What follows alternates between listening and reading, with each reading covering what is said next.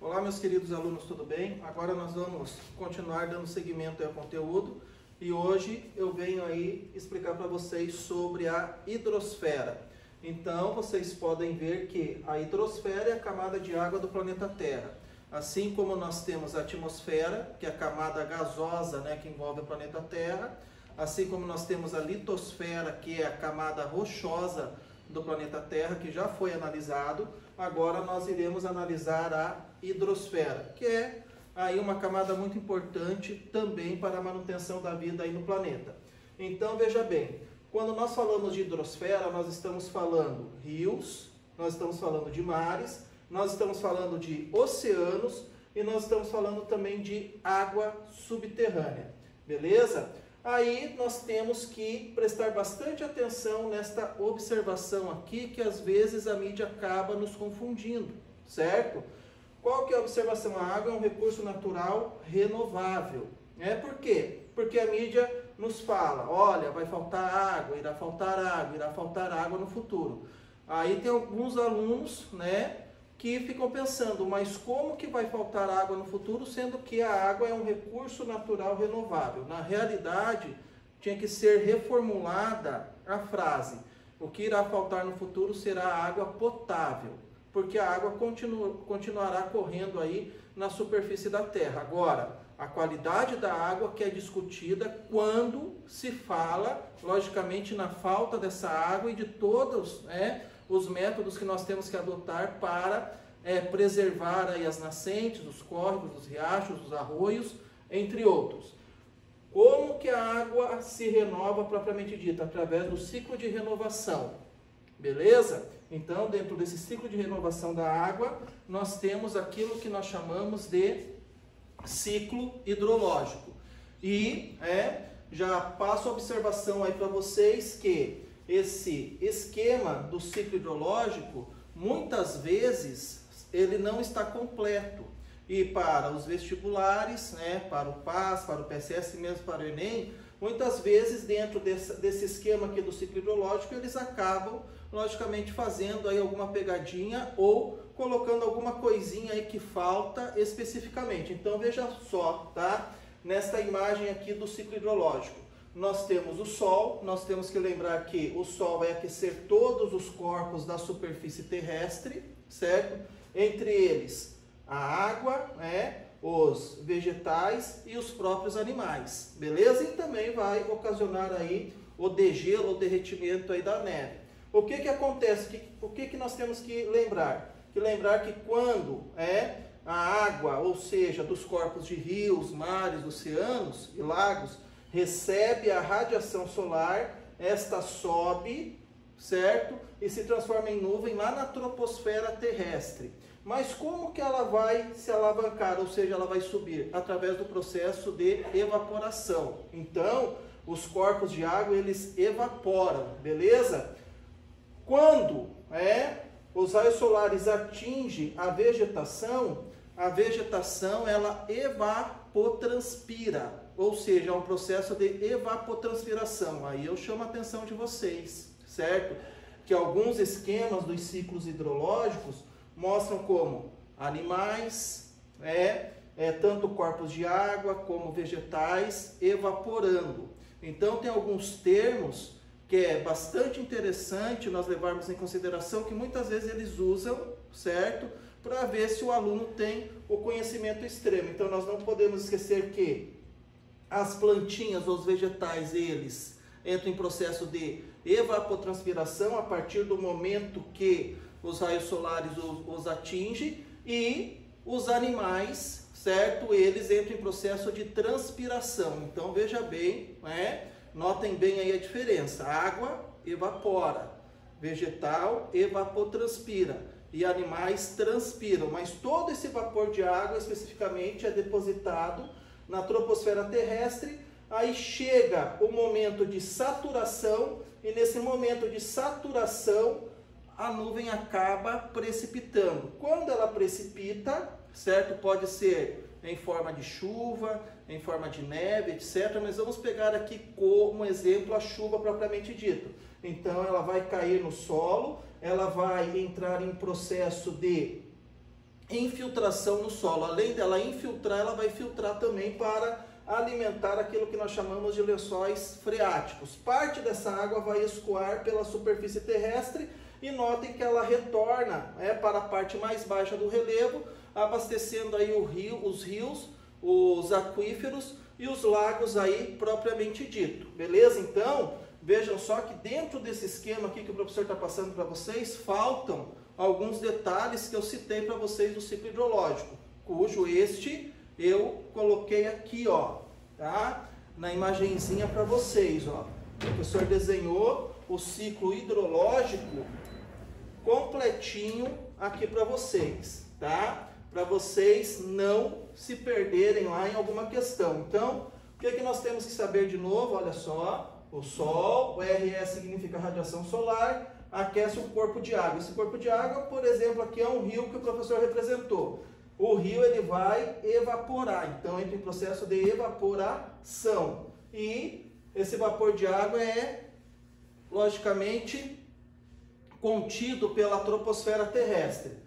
RS, radiação solar, vai aquecer os animais, certo? Aqui é um pássaro propriamente dito, né? Passarinho bem bonitinho aí do professor. Muita gente pensa que é um N, um M, mas não é, um passarinho, beleza? Então, o que o passarinho faz? Ele transpira. E essa transpiração é, logicamente, depositada na troposfera. O que acontece? Indo especificamente aí agora para a vegetação. A vegetação recebe a radiação solar e o que acontece com ela? Olha só, ela entra em processo de evapotranspiração. Então, esse vaporzinho de água aqui, que a planta joga na atmosfera terrestre, também é depositado. O que acontece com todo esse vapor aqui? Ele vai ocasionando um sistema de saturação nas nuvens, onde chega em uma determinada parte que ela vai se condensar, ou seja, ela vai entrar em processo de condensação.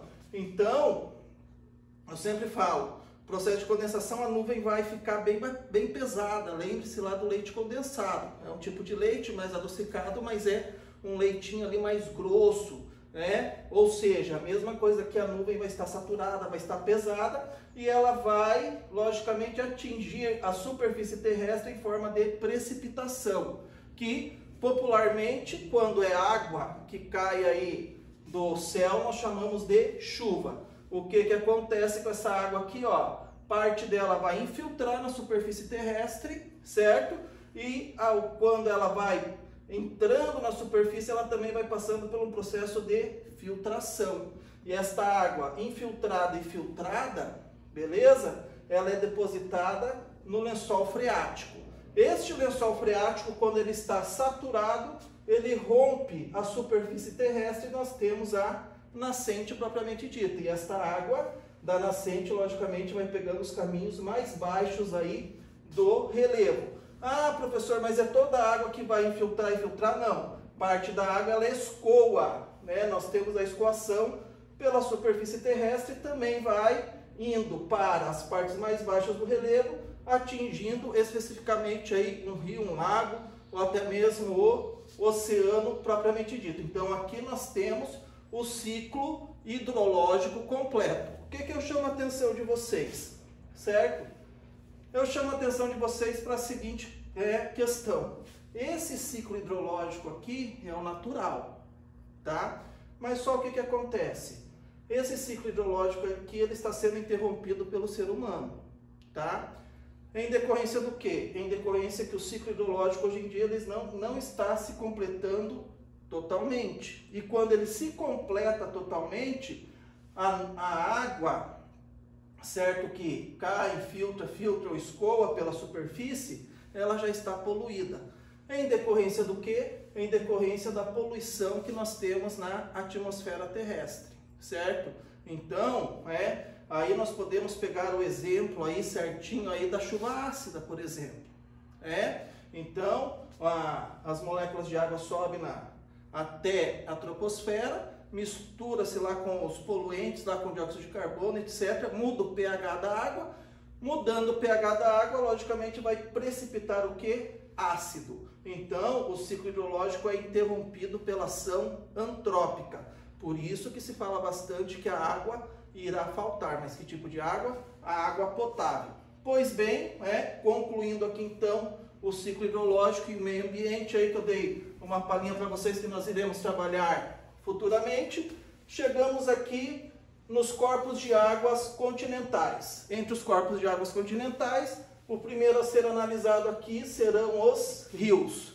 Então, o que a gente tem que lembrar sobre os rios, certo? Olha só, é um curso de água superficial, isso significa que é um corpo de água continental, logicamente, que vai se estendendo, ou seja, desenhando um caminho pelo relevo terrestre. Beleza? Então, esse caminho desenhado pelos rios, que parte da nascente até a sua foz, é sempre indo ou atingindo os caminhos mais baixos do relevo. Beleza? Então, a água sempre vai escoar para a parte mais baixa aí do relevo propriamente dito.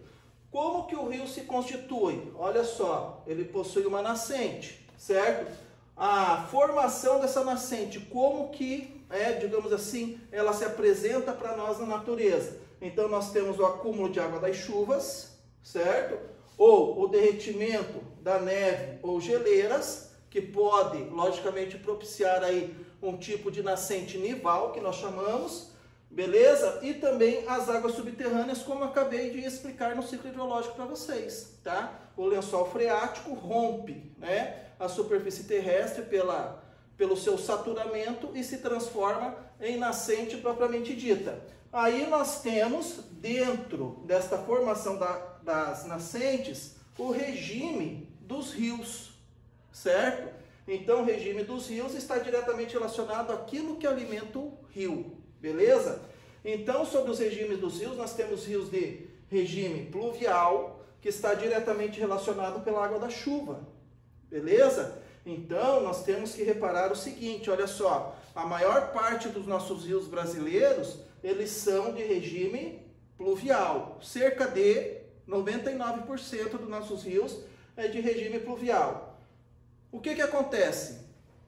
Houve um grande período de estiagem, a diminuição da caulosidade da água do rio diminui efetivamente, e esse rio entra em processo de secagem. Correto? Ou seja, diminui muito o volume de água.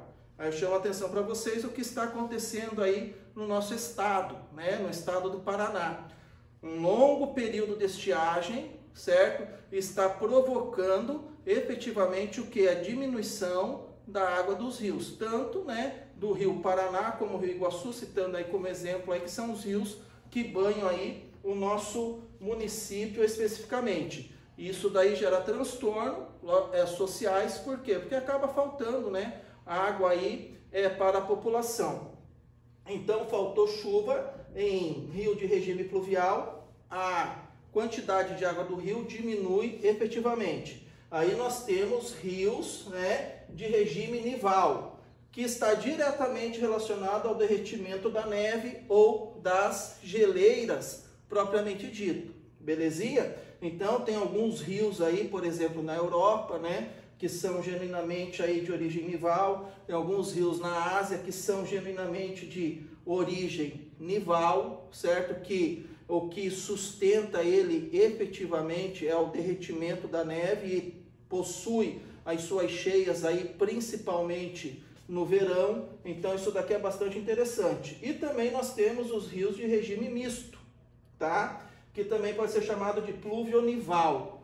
Plúvio de chuva, nival de neve. Quando o professor falou aqui para vocês que 99% dos nossos rios brasileiros são de regime pluvial e não 100%, por quê? Tá? Porque tem um que é de regime misto, beleza? Aí vocês podem pensar da seguinte forma, mas aqui no Brasil não tem grandes incidência de neve. Aonde que derrete a neve para sustentar um determinado rio? Onde fica o rio? Certo? Esse rio fica na região norte do nosso país, é o rio Amazonas, tá? Que ele é alimentado tanto pela água da chuva, porque lá o processo de evapotranspiração é muito grande em decorrência da grande floresta equatorial que lá há, certo? Lembrando que o clima equatorial é muito quente e úmido, então chove bastante, então os seus afluentes recebem grande quantidade de água da chuva e sustenta o rio, mas contudo o rio Amazonas também recebe água do derretimento da neve que está depositada na Cordilheira dos Andes. Então, quando há o verão, o que acontece? Essa neve derrete e acaba atingindo, né, aí o rio Amazonas propriamente dito. Então, o rio Amazonas é o único rio do nosso país de regime misto. Chama atenção para vocês, né, com essas pegadinhas aqui do vestibular, porque muita gente às vezes esquece que o grande rio Amazonas, certo, é de regime misto. Logicamente que esse regime dá a ele a característica de ser o maior rio, né, a maior bacia hidrográfica aí do planeta Terra, tanto em volume de água quanto em extensão. Belezinha? Ficamos por aí, só passando aí para deixar uma errata para vocês aí, beleza? Então aqui, ó, derretimento com 2 R's, o professor tinha escrito com um R só, tá bom? Desculpa aí pelo erro ortográfico aí, mas já foi arrumado. Tranquilinho?